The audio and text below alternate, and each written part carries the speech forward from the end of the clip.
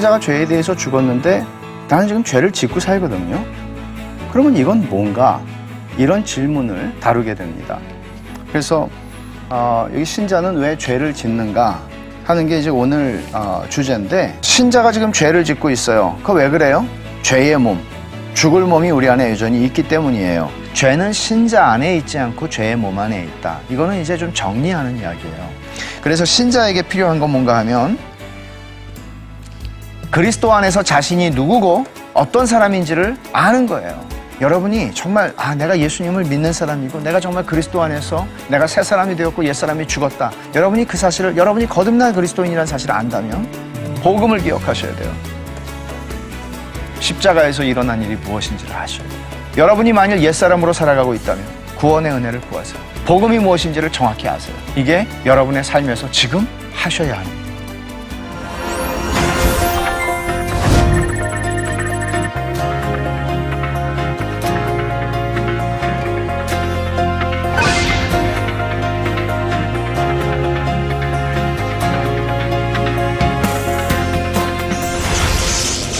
네, 여러분 평안하셨죠?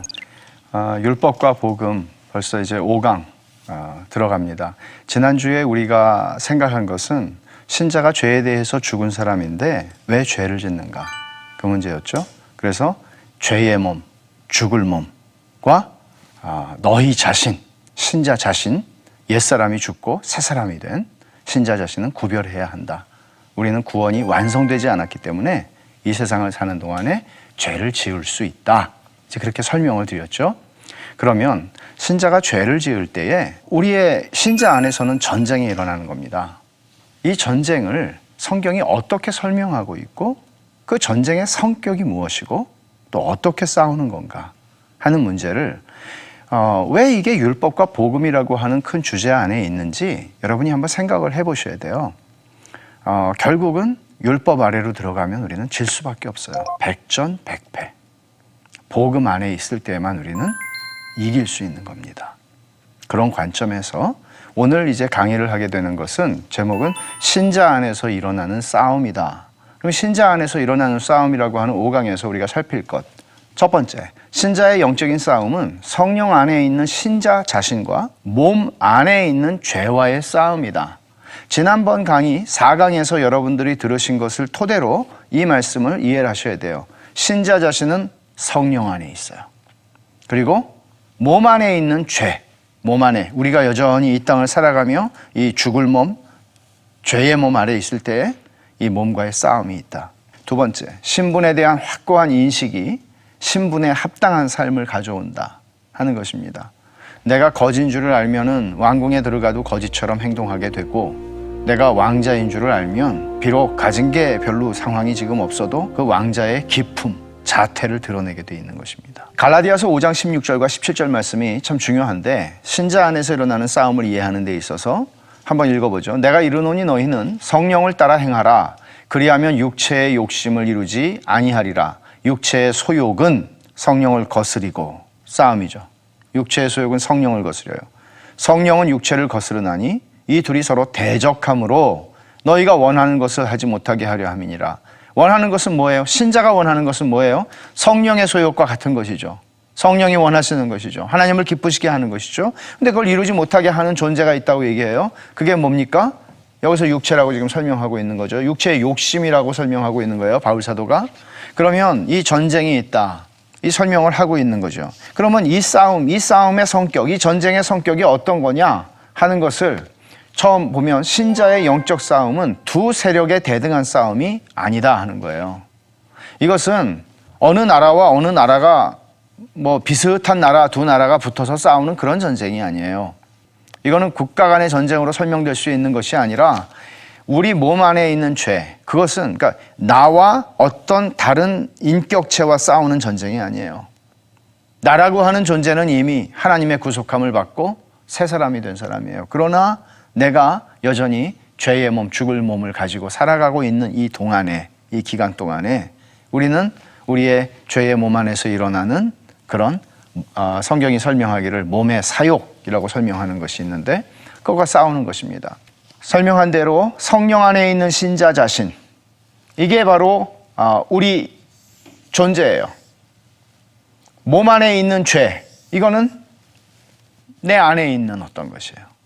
이런 싸움이다 설명하는 거죠. 로마서 6장 12절 말씀에 그러므로 너희는 죄가 너희 죽을 몸을 지배하지 못하게 하여, 그 다음 말씀이에요. 몸의 사욕에 순종하지 말고. 몸의 사욕이라고 그랬어요. 몸의 사욕. 몸의 사욕에 순종하지 마라. 그러니까 여러분 이 말, 몸의 사욕, 먹고 싶다, 하고 싶다, 갖고 싶다, 뭐 이런 욕구들, 인간의 본능적인 욕구들 얘기하는 거예요. 몸의 욕구들을 얘기하는 거예요, 이 표현이. 근데 인간이 범죄하지 않았더라면 이런 인간에게 하나님이 주신 본능적인 욕구들은 선한 것이죠. 선한 것이에요. 악한 것이 아니죠. 그러나 죄인들인 우리에게 이 욕구들은 본래의 조화를 다 잃어버리고 바울 사도가 표현하는 바 몸의 사욕이라고 표현할 수 있는 정욕이 되었고 탐욕이 되었고 과도한, 채워지지 않는. 왜? 하나님만 나를 채우실 수 있는데 하나님 말고 다른 데서 채우려고 하니까 채울 수 없죠. 그래서 몸의 사욕에 순종하지 말라. 이게 싸움이에요. 우리가 싸워야 하는 싸움이에요. 신자가. 죄에 대해서 죽은 신자가 싸워야 하는 싸움은 몸의 사욕에 순종하지 않는 싸움이에요. 그러니까 거듭난 하나님의 자녀들에게는 성령으로 말미암아 새로운 욕구가 생기는 거예요. 그게 아까 성령의 소욕이라고 얘기한 것이죠. 그래서 몸의 욕구, 육체의 소욕이 아니라 성령이 주시는 거룩한 성향이 생겨요. 이거는 거듭나지 않은 사람에게는 일어날 수 없는 일이에요. 그렇기 때문에 거듭난 사람만 그 안에서 싸움이 일어나는 것입니다. 그전에는 한 방향으로 가죠. 공중 권세 잡은 자를 따라서 살아가는 거예요. 그런데 이제는 그 방향으로 갈 수가 없어요. 내 안에 다른 욕구가 생겼기 때문이죠. 하나님을 기쁘시게 하고 하나님을 영화롭게 하고 살고 싶은 욕구예요. 그러니까 이것을 하나 설명하자면 거듭난 사람들에게는, 그러니까 이제 뭐 예를 들어 조나단 에드월드 같은 사람들은 어떻게 설명을 했나 하면은 이것을 기울어짐, 우리말로 하면 조금 뭐 이상할 수도 있는데 inclination이라고 하는 말을 썼어요. 그러니까 해바라기가 해를 바라는 거죠. 그래서 해바라기예요. 땅만 바라보고 있는 인생들인데 거듭나자 하나님이 우리 안에 새 마음을 주시자 하나님을 향해서 기울어지는 거예요. 기울어지는 경향성이라고 표현할 수가 있어요. 그래서 이런 경향성, 기울어지는 것 때문에 예전의 관성처럼 나를 데리고 가려고 하는, 이 죄를 짓게 만들려고 하는 이게 있기 때문에 싸움이 우리 안에서 일어나는 거다. 근데 나 자신은, 신자 자신은 하나님을 향하고 있다. 이 싸움이라는 것이죠. 두 번째로 이 싸움의 성격이 대등한 싸움이 아니다 하는 것은 중요한 겁니다. 자유를 얻기 위한 싸움이 아니라 자유를 지키는 싸움이에요. 그 다음 넘어가면 신분, 이 성경에서 얘기하고 있는 우리 구원에 관한 설명들 가운데 참 중요한 것은 우리 신분, 정체성이에요. 여러분 정체성의 위기를 겪는다, 그런 말들을 종종 합니다. 특히 미주에 살고 있는 우리 어린 애들도 그렇고 거기서 자라난 애들 보면은 1.5세, 2세 뭐 생긴 거는 한국 사람인데 생각하는 거는 또 미국 사람 같고 한국말 못하기도 하고 다양하죠. 다양한데 그들에게 있어서 겪게 되는 문제가 상당히 정체성 문제가 있단 말이에요. 그래서 난 한국 사람인가 미국 사람인가 이런 게 있죠. 이 정체성이 흔들리면 그 다음을 할 수가 없어요. 정체성은 굉장히 중요한 거죠. 그래서 정체성에 대한 확고한 인식, 그냥 인식이 아니고 확고한 인식, 난 누구다 하는 이 인식이 신분에 합당한 삶을 가져온다. 이게 성경이 우리에게 구원을 설명할 때 사용하는 논지예요. 신분에 대해서 우리가 알아야 된다, 정체성을 알아야 된다 하는 것이죠. 그 신분이 우리를 바꿔내는 어느 정도 힘이 있단 말이에요. 내가 누구다 하는 거. 성경은 자꾸 그것을 직설법으로, 야 열심히 운동해, 열심히 일해, 너 지금 놀 새가 어디 있어, 그렇게 말하는 것만이 있는 게 아니에요. 너 누군지 잘 알아라. 너 누군지 알라고. 너 하나님의 영광스러운 자녀. 영광스러운 자녀라는 거를 막 어마어마하게 성경을 설명하는 거예요. 바울 사도는 에베소 1장에서 하나님이 너희 마음 눈을 밝히셔서 하나님이 그리스도 예수 안에서 너희를 위해서 예비하신 그 영광의 기업이 얼마나 큰 건지 그걸 니네가 볼 수 있으면 좋겠다. 보면 달라진다. 네, 그거예요. 그래서 또 다른 설명은 이런 것이죠. 디모데후서 2장 3절에 바울 사도는 디모데에게 너는 그리스도 예수의 좋은 병사로 나와 함께 고난을 받아라. 고난 받는 게 쉬워요? 누가 고난을 원해요? 아무도 원치 않아요. 근데 내가 그리스도 예수의 좋은 군사로 좋은 병사로 내가 모집되었구나. 그러면 내가 나의 사생활과 내가 얽매이 있는 많은 것들이 있지만 내가 이거 내려놓고 내가 주님을 위해서 충성스럽고 좋은 병사로 주를 섬겨야 되겠다. 고난이 오더라도 내가 이거를 감당해야겠다. 그런 생각하는 거. 군인들이 전쟁터에 나갈 때 저는 전쟁터는 안 나갑니다. 행정 보겠습니다. 없죠. 군인이니까.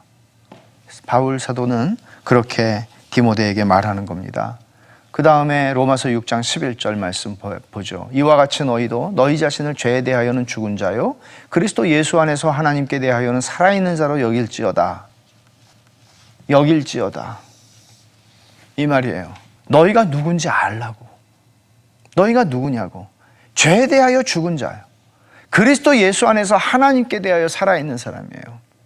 너희는 오늘 죄를 졌고 너희는 어저께도 죄를 졌고 자꾸 넘어진다. 그러나 너희가 누군지 알고 너희가 이렇게 여기면은 내가 신자가 된다. 이런 얘기 아니고 너희는 하나님이 보시는 관점에서 너희 자신을 보는 법을 배워야 한다.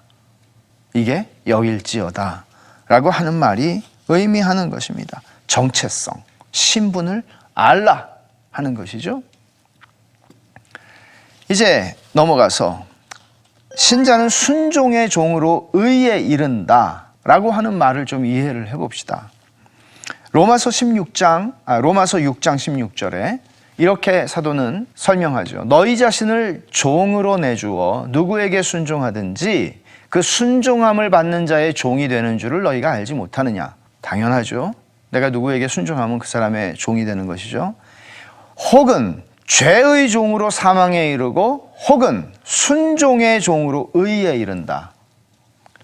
중요한 건 이 부분이에요. 죄의 종으로 사망에 이르고 순종의 종으로 의에 이른다. 그렇게 얘기를 하고 있죠. 그러면 사망에 이르고 또 의에 이른다. 지금 요렇게 만나고 요렇게 만나요.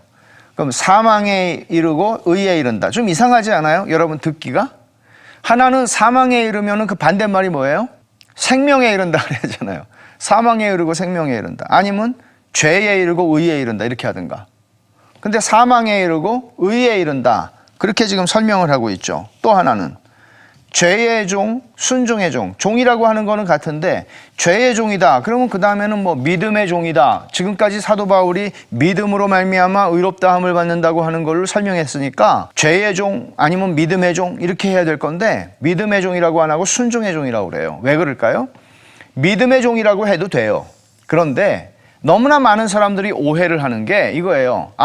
내가 은혜에 거하려고 죄를 더 지어야 되겠구나 이런 식으로 받아들인단 말이에요. 한국에 많은 지금 사람들이 자꾸 윤리가 부재하다 뭐 다 너무나 도덕적으로 문제가 있다.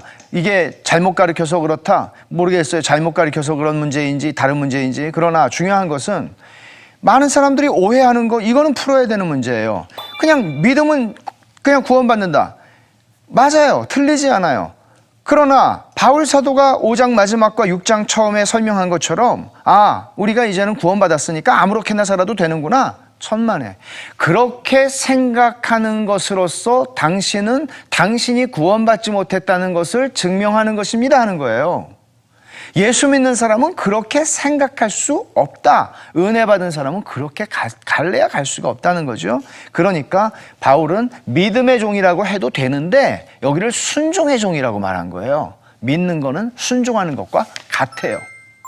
믿음은 순종을 만들어내는 동력이거든요. 그래서 순종의 종이라고 그랬어요. 그런데 여기에 사망에 이르고 의에 이른다. 이것도 사망에 이르고 생명에 이른다고 하지 않은 것이 자 보세요. 순종의 종으로 생명에 이른다 그러면 지금까지 바울 사도가 했던 말을 뒤집어 놓는 결과로 잘못 이해되겠죠? 아, 순종하면 구원받는구나. 순종의 종으로 생명에 이른다 그러면.